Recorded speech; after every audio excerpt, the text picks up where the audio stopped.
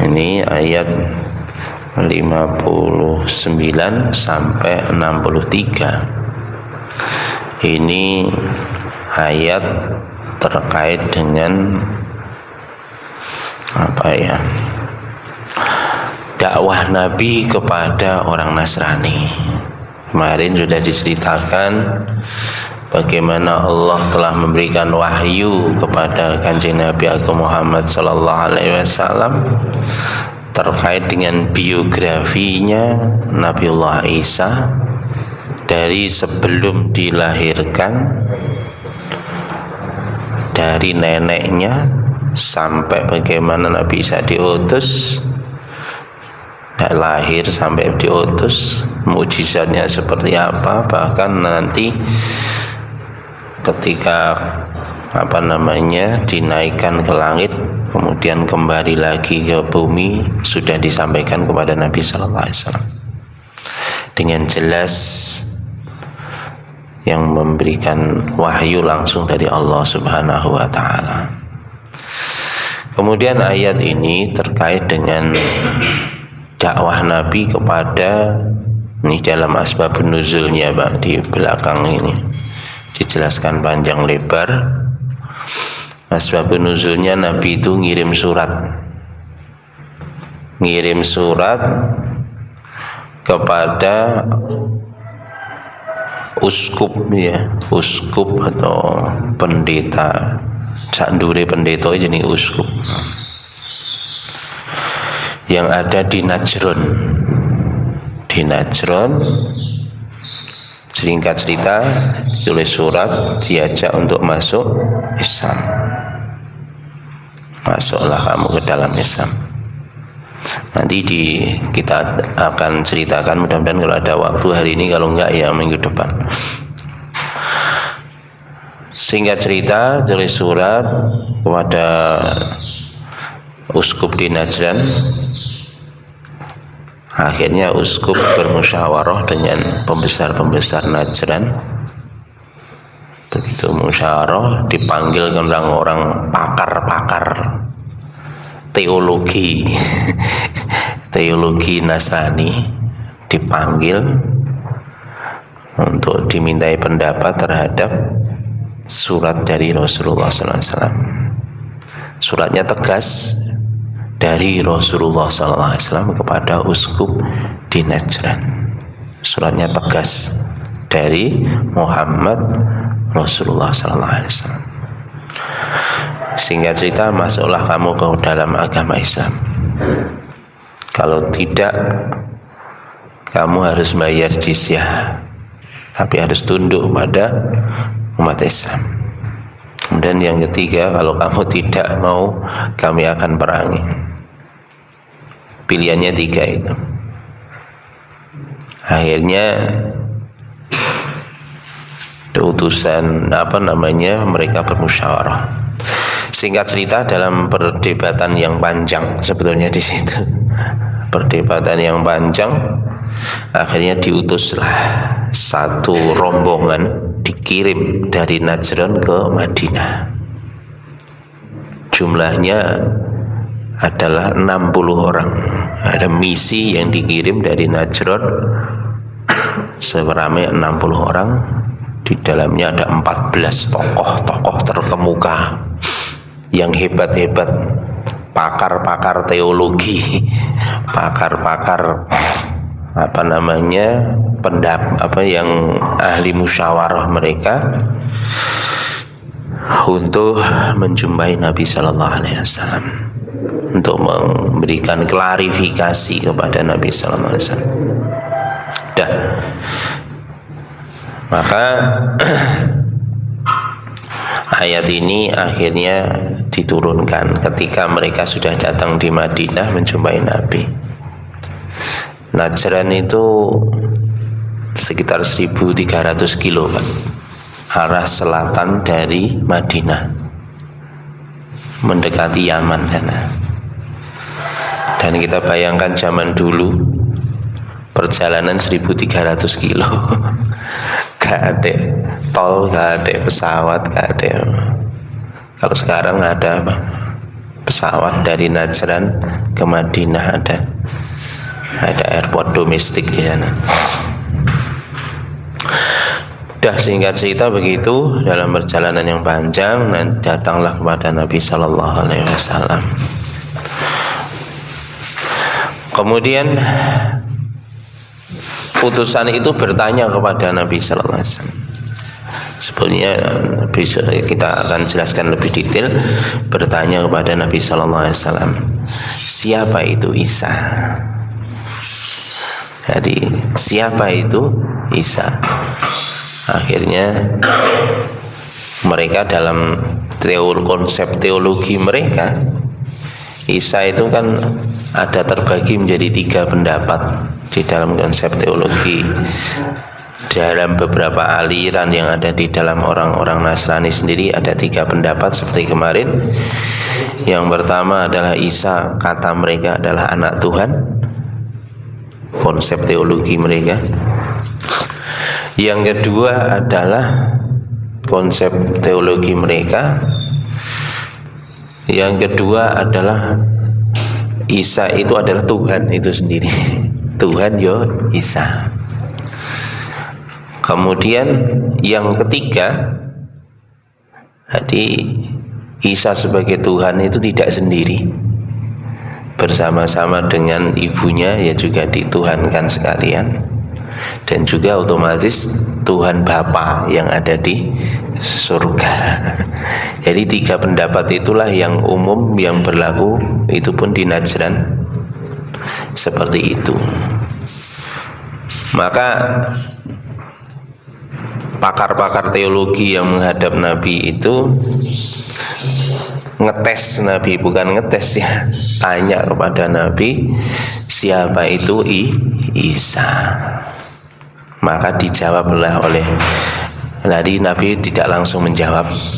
Nabi begitu ditanya itu diam, dan beliau sampaikan tunggu besok. Maka setelah besoknya baru turunlah ayat ini. Jadi selang 1 hari akhirnya diturunkanlah ayat ini. Maka Allah berfirman, inna masalah Isa indallahi kamasali Adam. Sesungguhnya perumpamaan Isa di sisi Allah adalah seperti Adam alaihis salam. Yaqulu jalla wa ala, berfirman Allah yang maha tinggi dan maha luhur, sesungguhnya perumpamaan Isa di sisi Allah ay qudratullahi haitsu khalaqahu min ghairi ab. Artinya adalah bahwa di dalam kudrat Allah, bagaimana Allah menciptakan Isa alaihissalam dengan diciptakan tanpa bapak, maka kama sali Adam. Jadi seperti Allah menciptakan Adam. Jadi Isa itu hakikatnya adalah, kenapa kok Isa itu datang tanpa ayah? Bagi Allah menciptakan manusia walaupun tanpa ayah itu tetap di dalam kudratnya Allah. Kama sani Adam haitsu khalaqahu min ghairi abin wala ummin. Sebagaimana Allah menciptakan Nabi Adam. Allah menciptakan Nabi Adam justru tidak pakai ayah, tidak pakai ibu. Khalaqahu min turabin, Allah menciptakan Adam dari tanah. Tsumma qala, kemudian Allah berfirman lahu kepadanya, kun, jadilah, fayakunu, maka jadilah Adam alaihis salam. Falladzi khalaqa Adam min ghairi abin qadirun ala ay yakhluqa Isa bi tariqil ula. Sebagaimana Allah Maha Kuasa menciptakan Adam alaihissalam dengan tanpa bapak dan tanpa ibu, maka bagi Allah juga mudah sekali menciptakan dengan tanpa ayah, hanya ibu saja. Karena menciptakan tanpa ayah dan ibu saja Allah Maha Kuasa. Apalagi kalau ada ibunya, Allah lebih kuasa lagi. Wa in jaza ad'a'un nubuwah fi Isa liqoni makhluqan min ghairi abin. Ini adalah bahwa menunjukkan bahwa Isa alaihissalam itu adalah nabi, yang mana nabi itu adalah makhluknya Allah SWT, dan beliau diciptakan dengan tanpa ayah. Fajawaza dzalika fi Adam bi tariqil ula, sebagaimana Allah menciptakan Adam dengan cara yang awalnya. Jadi ini kalau diterjemahkan dengan bahasa saya, konikuna nuhanno Isa iku apa gak keliru. Mestine enek sing luwih hebat daripada Isa. Mestine sing mbok Tuhane dudu Isa, Adam. Niki dialognya mereka itu dijawab oleh Allah. Kasarane kon niku kok bodoh men. Kon niku kok bodoh men. Isa kok mbok Tuhane padahal dia itu hamba Allah Subhanahu wa taala. Mestinya kalau kamu mengatakan Isa itu Tuhan gara-gara tidak memiliki memiliki ayah, maka mestinya yang lebih pantas dituhankan ya Adam, bukan Isa. Dia tanpa ayah, tanpa ibu, begitu. Karena orang-orang pembesar, pakar-pakar teologi itu ngetes Kanjeng Nabi Muhammad itu, pertanyaannya bukan siapa Isa, ujungnya sebenarnya tanya siapa itu Isa, tapi pertanyaan pertama itu siapa bapaknya Isa. Jadi pertanyaan kepada Nabi gitu, siapa bapak Isa? Nabi diam, akhirnya turunlah ayat ini memang. Nah ini memang ya pertanyaannya pertanyaan yang menjebak gitu kepada Rasulullah SAW. Maka Allah sampaikan seperti itu. Allah Maha Kuasa menciptakan Isa alaihissalam tanpa ayah, sebagaimana Allah Maha Kuasa menciptakan Adam alaihissalam dengan tanpa ayah dan tanpa ibu. Itu apabila Allah berkehendak cukup katakan kun, maka jadilah Adam alaihissalam. Wonten.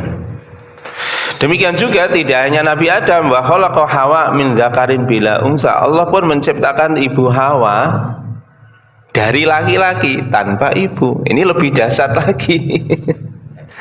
Gak ada ibu dari ayah. Keluarlah ibu Hawa. Makanya kamu konsep teologimu terbalik. Mestinya yang kamu lebih tuhankan ya Adam ataupun ibu Hawa, karena mereka lebih spektakuler daripada penciptaan Isa. Masya Allah. Wa khalaqa insana min sulabin dzakarin kama khalaqa baqiyatul bariyah min dzakarin wan unsa.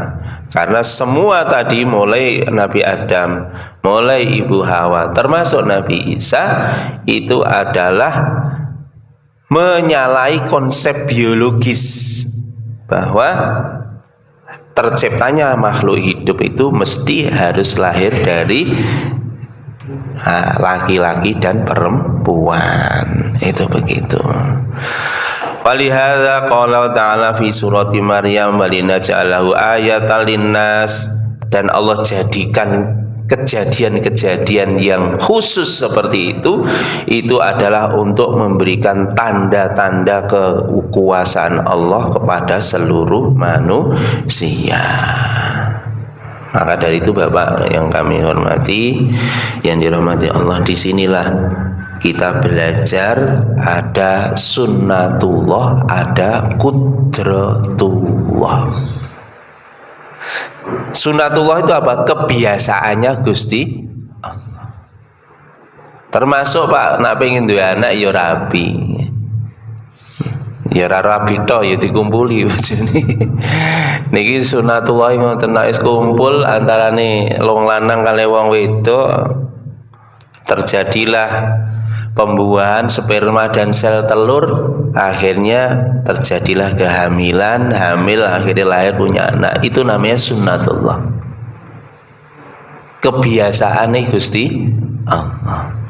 Tapi ingat, yang terjadi di alam semesta ini mulai zaman dulu, sekarang, yang akan datang, tidak hanya sunnatullah Pak, ada qudratullah. Dan di dalam Quran itu Bapak, dua-duanya ini diceritakan oleh Allah Subhanahu wa taala, dan banyak kisah-kisah tentang qudratullah di dalam Quran. Supaya apa? Orang beriman itu tidak fokus kepada sunnatullah saja, tapi mestinya kita fokus juga kepada qudratullah. Contoh, berkali-kali saya ulangi, Nabiullah Ibrahim alaihissalam, sunnatullahnya nak menungso dibakar dalam api pasti terbakar. Maka Nabi Ibrahim Pak, itu tidak mengandalkan sunnatullah. Dia tidak terkesan sunnatullah karena kebiasaan Allah itu bisa dirubah oleh Allah sesuai dengan kehendak Allah. Wa huwa ala kulli syai'in qadir. Makanya Allah itu Pak maha berkehendak. Kadang Allah itu kalau berbuat dengan asbab, itu sunnatullah. Sesuatu terjadi dengan asbab. Kalau lapar ya ben kenyang ya makan. Kalau sakit ben waras ya diwehi obat. Itu sunnatullah. Ben gak kena corona ya dibrangus ngeten iki. Niki termasuk sunnatullah. Niki kan nak di napa niki dicepaki wedang, nak panas ya diangin-angino ben adem. Niku nggih sunnatullah. Semua kejadian dengan asbab itu adalah sunnatullah. Walaqad atainahu min kulli syai'in sababa. Di dalam surat Al-Kahfi, sungguh kami jadikan sebagian Pak ya, bukan seluruh. Bukan pasti setiap sesuatu itu terjadi dengan sebab. Sebagian dari kejadian sesuatu itu dengan perantaraan sebab. Tetapi di sisi yang lain, bukan hanya satu, banyak Allah menciptakan sesuatu dengan tanpa asbab. Dan bahkan Allahu khaliqun, Allah maha pencipta. Dan aktivitas penciptaan Allah itu terus aktif sampai kapanpun. Selama-lamanya aktivitas penciptaan Allah tidak terhenti. Bukan berarti sekarang udah berhenti. Terus aktif di dalam penciptaannya, dengan sebab maupun dengan tanpa asbab. Bahkan kadang-kadang Allah itu berbuat berlawanan dengan asbab. Contoh Nabi Ibrahim tadi, mestinya Nabi Ibrahim terbakar di dalam api, tetapi Allah bisa perintahkan kepada api, ya naru kuni bardaw wa salaman ala Ibrahim. Wahai api, dinginlah kamu dan menjadi keselamatan bagi Ibrahim. Api yang harusnya panas diperintahkan oleh Allah untuk dingin, ya dingin. Karena api itu makhluknya Allah. Allah maha kuasa menjadikan api menjadi dingin. Inilah namanya qudratullah Pak. Allah maha kuasa Pak menghilangkan sifatnya api yang panas, bahkan diganti menjadi dingin. Dan ini spesifik Pak, hanya untuk Nabi Ibrahim. Aneh, apinya sama, ada dua keadaan. Bagi Ibrahim itu dingin, bagi Raja Namrud dan kawan-kawannya apinya tetap panas, tetap membakar. Buktinya apa? Kayunya loh terbakar semua. Satu benda tapi dengan dua sifat pada saat yang sama. Itulah Masya Allah kudrat Allah Subhanahu wa ta'ala. Hari ini kita sering Pak, begitu ada masalah seringkali kita mengandalkan asbab, lupa bahwa Allah itu maha kuasa. Makanya ada masalah apa saja wis tak bolan baleni berkali-kali, ini juga untuk meyakinkan saya. Soalnya kalau nggak dibaleni iki yo kayak lali nih. Mas Yosi ngomong lah, kita lupa tidak mau bergantung pada. Makanya hari ini seluruh dunia Pak, dalam menghadapi kewan sing cuwilek kuwi, semuanya mikirnya asbab semua. Mayoritas. Ya enggak semua lah, mayoritas manusia itu mikirnya menyelesaikan masalah dengan asbab. Pakai proteksi, pakai masker, pakai apa. Mereka pun menyelesaikannya dengan asbab. Bagaimana mencari genom dari apa namanya virusnya itu. Dicari, nanti terus dibuat vaksinnya. Teorinya mereka seperti itu. Itu semua adalah asbab-asbab, itu semua adalah sunnatullah. Maka dari itu kita jangan mengandalkan itu Bapak. Orang beriman kita mesti mengandalkan kudrat Allah Subhanahu wa ta'ala. Minta tolong kepada Allah. Namanya api saja nurut sama Gusti Allah, api saja bisa jadi dingin. Maka Allah Maha Kuasa menjadikan corona itu bukan sebagai penyakit. Nanti justru corona itu bisa menjadi kawan-kawan kita Pak. Allah kuasa menciptakan, membolak-balikan sifat sesuatu atas kehendak Allah Subhanahu wa ta'ala. Maka inilah Allah sampaikan napa kun fayakun, idza arada sayan ayyakula lahu kun fayakun, di dalam surat Yasin. Kalau di dalam surat ini seperti Allah menciptakan Adam dari tanah, tsumma qala lahu, kemudian berkata kepadanya kun, jadilah, fayakunu, maka jadi. Maka dari itu Bapak yang dirahmati Allah Subhanahu wa ta'ala, ini perkara yang penting sekali, kudratullah. Maka dari itu Allah sampaikan di dalam Al-Qur'an, fafirru ilallah, larilah kalian kepada Allah. Ojo lari kepada selain Allah, bukan lari menjauh Pak. Kalau lari kepada Allah, larilah kamu sedekat-dekatnya kepada Allah. Wingi kula baleni melih, ndak sampai dijegoki asu, ojo mlayu saka asu, dioper tambahan. Moro ning sing ning duwe asu.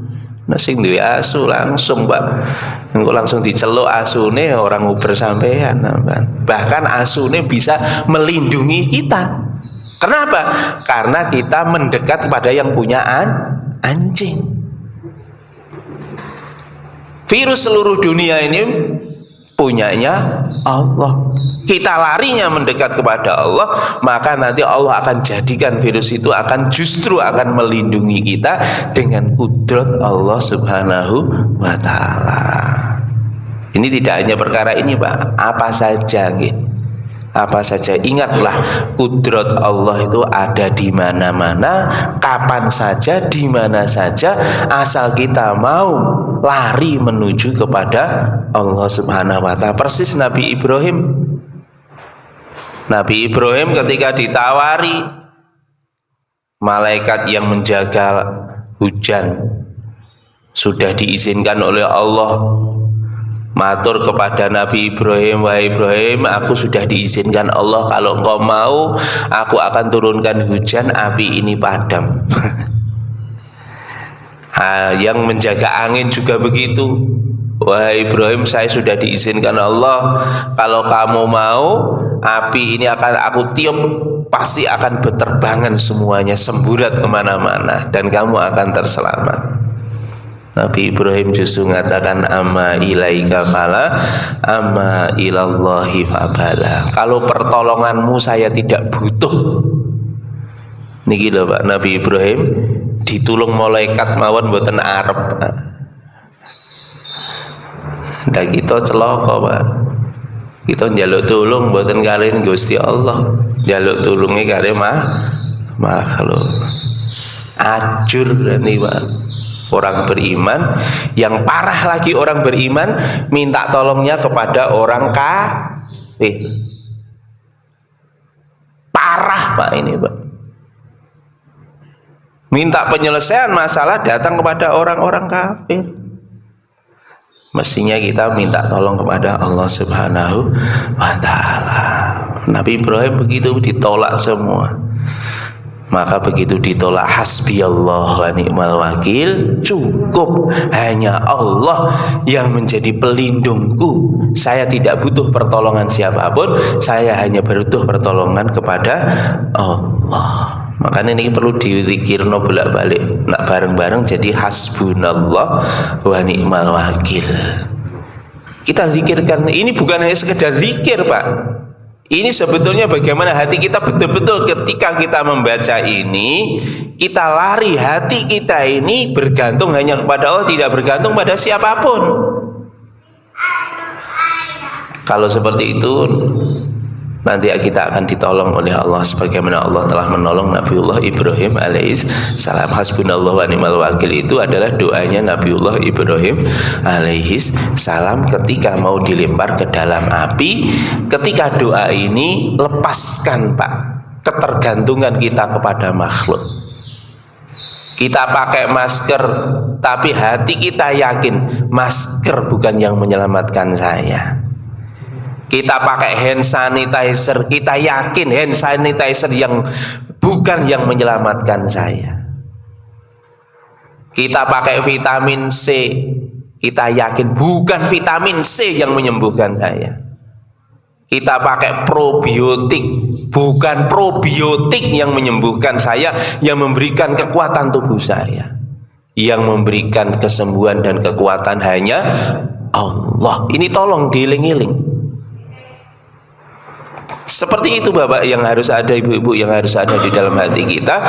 Kita tidak bergantung kepada semuanya itu. Bahkan kita sama sekali putuskan hati kita dengan ketergantungan kepada makhluk-makhluk itu. Kita hanya bergantung kepada Allah Subhanahu wa ta'ala. Kalau sudah seperti itu, nanti kudratullah akan diturunkan oleh Allah untuk kita semua.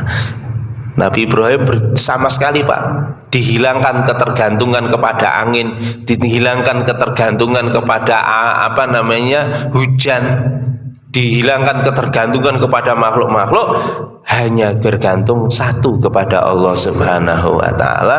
Maka dengan kudrat Allah, satu api yang sama memiliki dua sifat, dingin bagi Ibrahim, membakar bagi siapa saja di luar Nabiullah Ibrahim alaihis salam. Itulah kudratullah. Dan maaf Bapak Ibu, Tuhannya Nabi Ibrahim sama dengan Tuhan kita, tetap dialah Allah yang maha kuasa.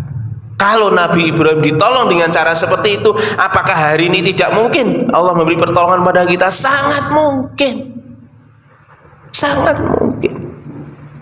Tergantung kita Bapak, kedekatan kita kepada Allah. Makanya di ujung ayat yang ini, ayat berikutnya ini, al-haqqu mir rabbika, kebenaran itulah dari Tuhanmu. Fala takum minal mumtarin, janganlah sekali-kali kamu ragu. Ini Pak yang menyebabkan kudratullah tidak diberikan kepada kita. Karena apa? Kita ragu. Iya sing wae rezeki Allah, nak ra kerja lah mangan opo lho. Niki tandane ragu-ragu Pak. Lho cecak ora kerja lho Pak. Ya diwe rezeki niku kali Gusti Allah. Cecak gak iso mabur, rezekine perkara sing mabur. Ya aneh to. Cecak mboten duwe tabungan. Enten tabungane cecak ning BNI lak ra ono to. Kenapa? Karena cecak sama sekali tidak ragu bahwa yang memberikan rezeki adalah Allah. Wa ma min dabatin fil ard illa 'alallahi rizquha. Kadang-kadang nak ngomong ngeten niki, nak ngono gak usah kerja ya. Oh, berarti nak gak kerja ya memang takdirmu takdir ngono kuwi. Artinya apa? Kita silakan ambil asbab, tapi nafikan betul-betul dalam hati bahwa asbab itu adalah bukan yang mendatangkan sesuatu pada kita. Yang mendatangkan sesuatu kita hanyalah Allah. Ini yang harus kita betul-betul tanamkan di dalam hati kita. Dan memang para alim ulama menyatakan, Pak, sebab itu semua adalah ujian bagi kita.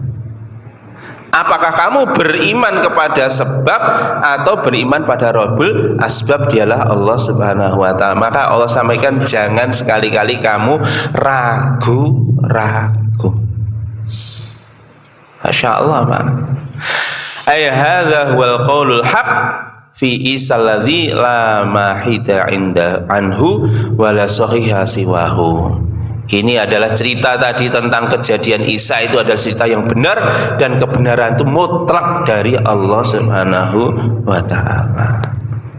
Jangan terkesan yang tampak seperti itu. Sesuatu terjadi dengan sebab, itu yang tampak oleh mata, itu ujian dari Allah. Maka kita orang beriman harus yakin kepada yang menciptakan sebab-sebab itu, dialah Allah Subhanahu wa ta'ala. Maka dari itu Bapak Ibu yang dirahmati Allah Subhanahu wa ta'ala, sekali lagi kita memang diuji oleh Allah, menyebabkan kita ini ragu-ragu. Kenapa? Karena yang terlihat oleh mata adalah seperti itu. Manusia biasanya terkesan dengan apa yang dilihat oleh mata, yang didengar oleh telinga, yang tercium oleh hidungnya. Apa saja yang masuk melalui panca indera manusia, itulah informasi-informasi itulah yang kebanyakan dipercaya oleh manusia. Nak ngelak langsung ngombe wareg, nak lorong ngombe obat langsung waras. Itu yang terlihat oleh manusia. Makanya manusia terkesan secara instan. Para alim ulama sering memberi contoh, Pak. Niki, Pak. Enten wong desa teko ning kutha. Nggih. Teng kutha niku golek banyu kok penak men. Dibuka kerane langsung milih wong desa. Akhire takok ngene. Pak, nak tumbas keran niku teng pundi ngoten. Lha teng ngene Kaji Suwadi ngoten. Tuku keran ngene Kaji Suwadi, mulih dipasang ning tembok ning desa. Dipasang, begitu dipasang dibuka kerane, lho kok gak milih banyu. Niki, Pak. Kenapa? Terkesan dengan yang terlihat oleh mata. Padahal nak keran dibuka niku metu banyu sebetulnya bukan dari keran air itu, tapi ada saluran di belakangnya keran sampai ke tandon, baik tandon atas atau tandon bawah, itu yang mengeluarkan air. Kita juga begitu, dodolan niku jane keran tok niku, Pak. Keran-keran dipasang, sing ngilekne rezeki niku Gusti Allah. Mulane pun kaget, Pak, kerane merke padha dijejer ngeten, Pak. Nak punggon wudu niku ana sing banter, ana sing liri. Mulane aja kaget lho, soalnya sing ngilekne lho niku saka tangkine tandone. Jenengane ngoten, buka warung dodolane padha. Niku mulih oleh duit ora padha. Soalnya sing ngedum Gusti Allah. Ngoten. Makanya jangan terkesan dengan yang tampak, tapi terkesanlah kepada dibalik itu semua sing gerakne Gusti Allah. Maka dari itu Allah sudah pesan, al-haqqu, kebenaran yang sesungguhnya adalah informasi dari Allah, bukan yang terlihat oleh mata kalian. Yang terlihat oleh mata kalian itu menipu. Ingat-ingat sing ketok mripate awake dhewe niku mbujuk kabeh. Nggih, ketoke sing wae rezeki niku toko, warung, sawah, pasar, kantor, ketoke mbujuk sing wae rezeki Gusti Allah. Ketok mripat sing marai wareg niku sego panganan, mbujuk sing wae wareg niku Gusti Allah. Ketok sing wae waras niku obat, dokter, paramedis, perawat, ketoke. Tapi sing asline sing wae waras nggih Gusti Allah. Mulane sing ketok moto niku mbujuk. Mulane aja gampang-gampang, Pak, terkesan dengan sing ketok moto. Masyaallah. Mbujuk kabeh. Ketoke apik tibake jebule nggih ngoten niku. Kan ngoten. Kaya wong niku nak ningali niku Pak mbujuk to. Jenengan ningali gunung niki enten driji jenengan tong nih. Gunung niku kalau drijine jenengan dhuwur nih. Dhuwur driji kita kan. Nak kita tingali padahal kenyataannya jutaan kali dengan tingginya jari kita. Mata kita inilah menipu. Jenengan tingali meleh Pak, jenengan ana nggone anu niku ngupeng mriku enten ril lurus. Jenengan sawang, rile kan dempet ta. Suwise rile dempet. Apakah rile dempet? Mboten, mata kita menipu. Jenengan mara nang kenjeran kono, ketok langit karo bumi gathuk. Bener ngoten? Mboten jenengan parani rono ya ora gathuk-gathuk. Itulah sudah ditunjukkan bahwa yang terlihat oleh mata kita itu menipu. Makanya jangan tertipu oleh pandangan mata kita. Bapak-bapak, ibu-ibu, bapak-bapak gak usah tertipu. Ketok gak wayu nyis-kinyis.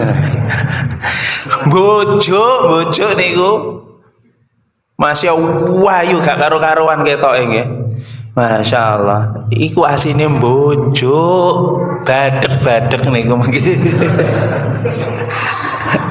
Mulane wis gak usah terkesan ngoten niku.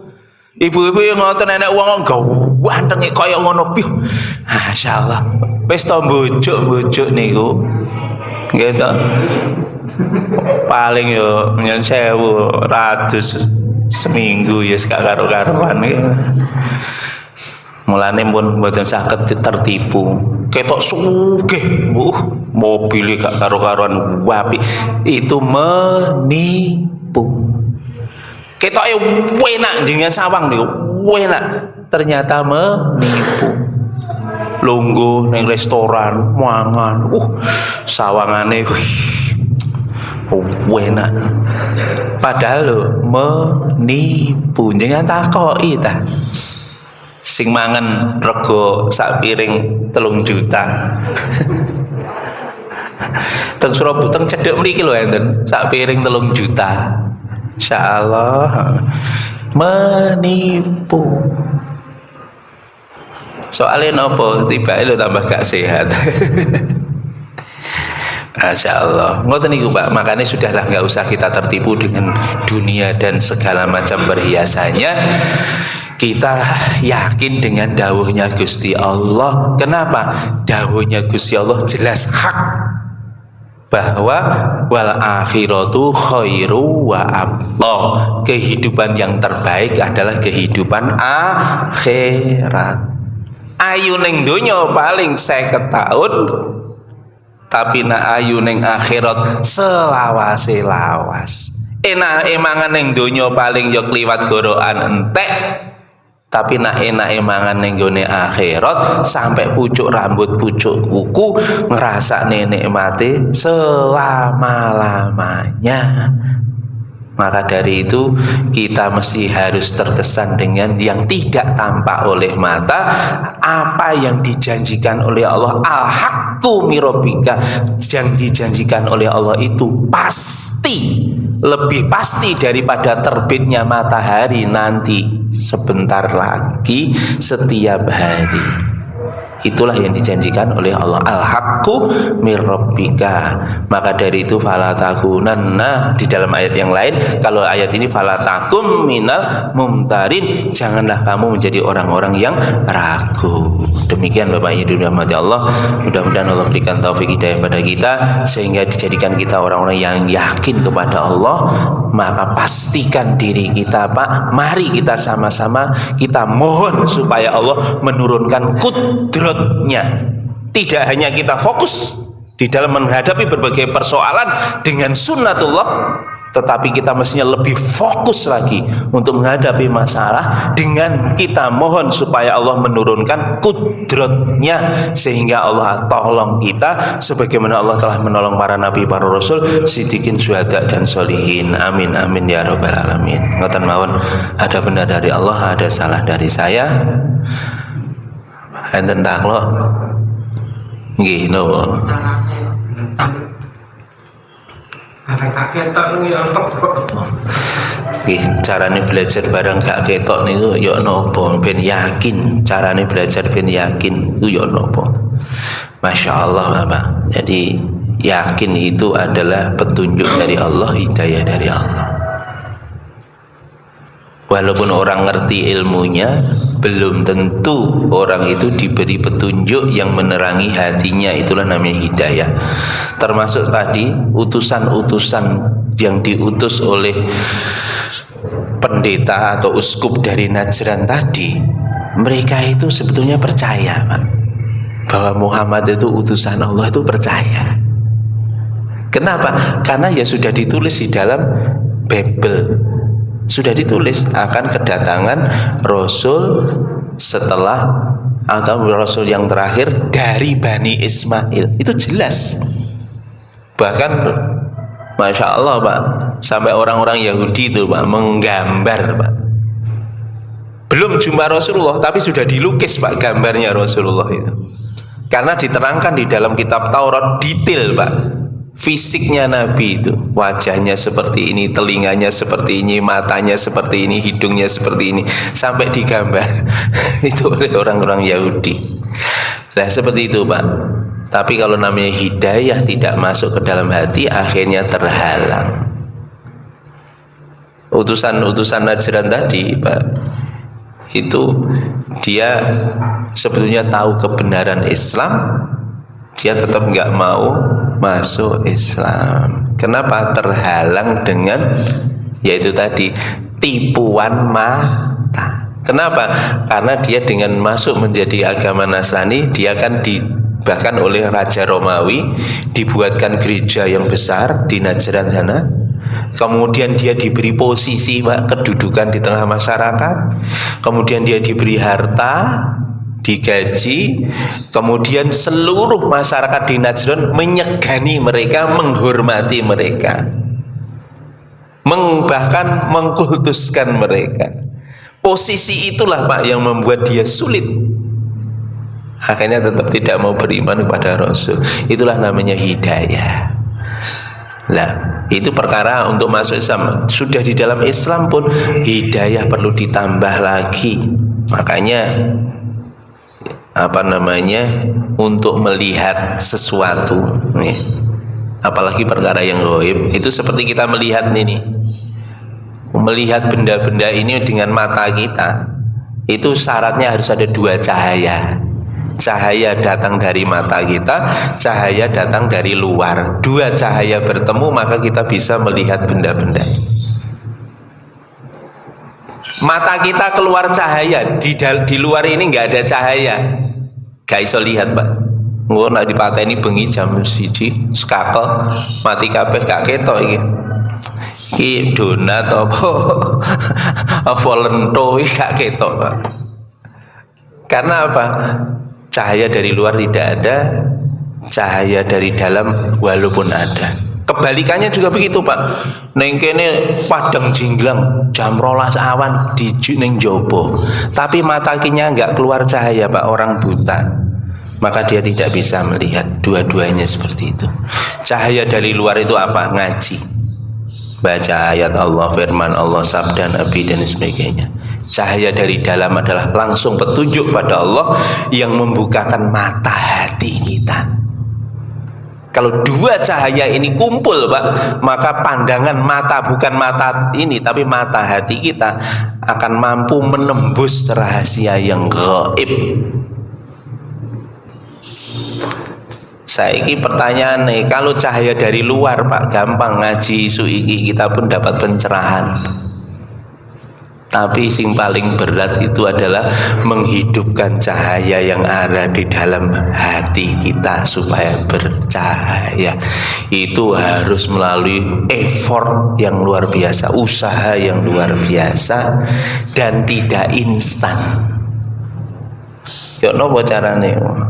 Carane sesuk mawon, minggu ngarep mawon. Nggih, insyaallah muga-muga kula terusne nggih. 3 syarat ya supaya di dalam Quran itu supaya Allah memberikan cahaya langsung dari dalam hati kita. Jadi ayatnya yang pertama walladzina jahadu fina lanahdiyannahum subulana. Sing kedua itu wa in tuti'uhu tahtadu. Sing nomor 3 wallahu yastabi may yasha wa yahdi ilaihi may yunib. Ini tips-tips yang disampaikan oleh guru kami bagaimana supaya cahaya dari dalam diri kita itu bisa dikuatkan oleh Allah Subhanahu wa taala. Karena yang bisa menghidupkan cahaya di dalam hati kita gak ono Pak, dokter sak jagat gak iso. Pakar seluruh dunia ini gak iso. Bahkan jangankan kok pakar Pak, Nabi sendiri loh ndak bisa. Allah sampaikan innaka la tahdi man ahbabta walakinallaha yahdi man yasha. Sesungguhnya engkau Muhammad tidak bisa memberi hidayah petunjuk kepada orang yang kamu cintai, tetapi aku Allah memberi petunjuk pada yang aku kehendaki. Nah itu syaratnya 3 itu tadi. Nak telu diceritani sampai jam 6 nggih minggu ngarep mawon. Nggih ngoten mawon nggih. Nggih ngoten mawon. Mungkin sementara kita akhiri, insyaallah kita lanjutkan minggu depan. Kita tutup dengan doa majlis subhanakallahumma wa bihamdika asyhadu an la ilaha illa anta astaghfiruka wa atubu ilaik. Assalamualaikum warahmatullahi wabarakatuh.